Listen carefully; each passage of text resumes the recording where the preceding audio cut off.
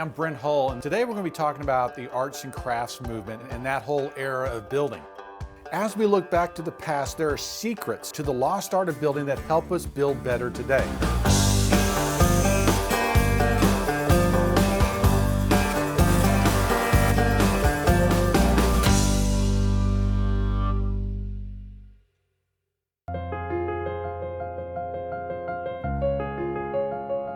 The arts and crafts movement is a period of time from the late 1890s up into the 1920s.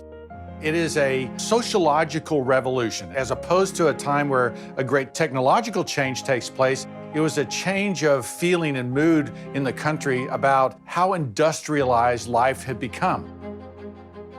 People like William Morris in England, Gustav Stickley, who spoke against the over-industrialized life.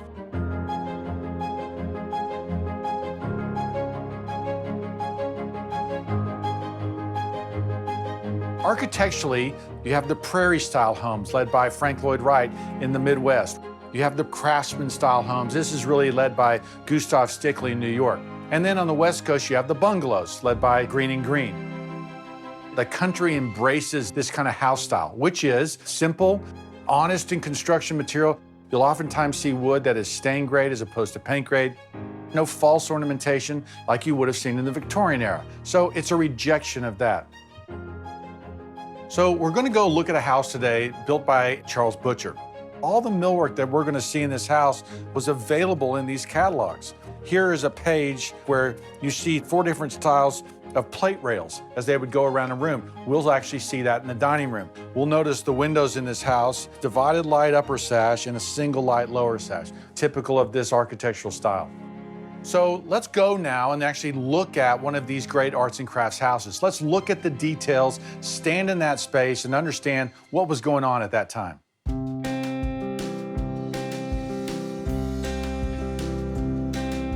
So we're in the historic Fairmont District, just bungalows after bungalows, all built up between 1900 and 1920. This house, built by Charles Butcher, was built in 1911.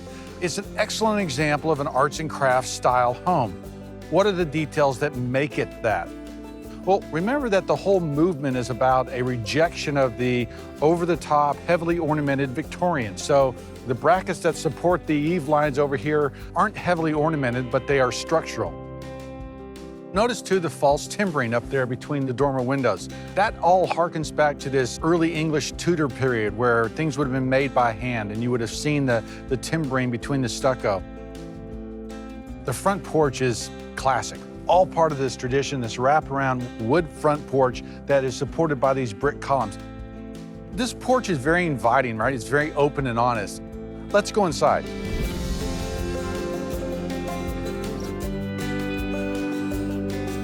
Now we're in the dining room of this wonderful bungalow. In 1911, 1912, there really wasn't the modern kitchen that we know it today.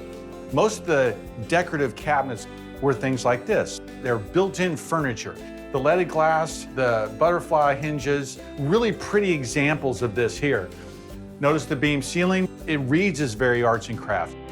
I love the plate rail. We don't see it very often. I see it advertised, I see it put into the magazines, but not all of these houses carry this detail. And to see this original plate rail in this house is just awesome. Now, I've never seen this detail where the top little header piece has this little cutout, which just adds a little bit of a shadow line, a little bit of a detail that's really kind of fun in my opinion. One of the most important features of old houses, especially from this period, are the windows. You'll notice on this window, we've got a 20 light window over one, okay? Saw that in the catalog. It's called a Queen Anne sash. It's developed during the Victorian period where you have a divided light upper and a single light lower. It's a fascinating system, this rope and pulley system where you have this weight inside the wall that supports the weight of the sash and it's able to lift up and down. And it was how air moved. And in fact, the upper sash would lower on one side, the lower sash would open on another side, and you'd actually have convection air moving through the house. It really was a functional system that isn't used today now that we have air conditioning. We need to realize that when these windows are refurbished and working well, they perform wonderfully and should be a feature that we retain.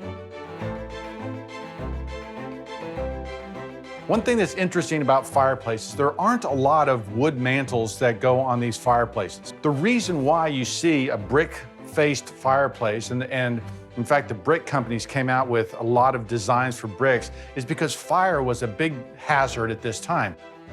And of course, this really reads as really strong structure and is part of that ornamentation that works, that is functional, not necessarily there just for decoration.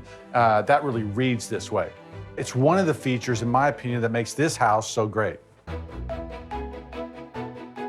So hopefully this was good inspiration for you. Maybe you're restoring an historic house, maybe you're about to build one.